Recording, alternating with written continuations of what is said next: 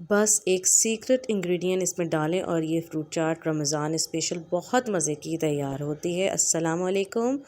आज हम बनाने जा रहे हैं स्पेशल फ्रूट चाट। जो भी सीजन्स में फ्रूट्स अवेलेबल हैं आप उसको स्मॉल पीसेस में कट कर दें, जैसे मैंने कट कर दिया है, और इसको मिक्स कर दें। अब इसमें मैं ऑरेंज का जूस डाल रही हूँ। अगर ऑरेंज के जूस का सीज़न नहीं हो तो एक लेमन डाल दें।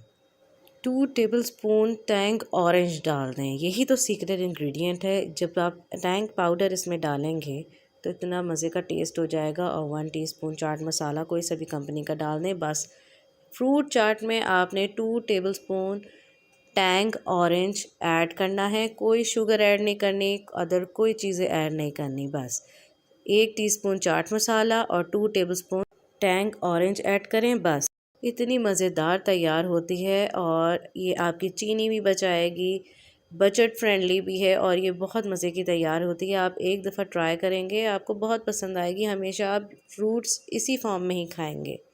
इस स्पेशल रेसिपी के साथ आप चैनल को सब्सक्राइब करें और दुआओं में याद रखें। अल्लाह हाफ़िज़।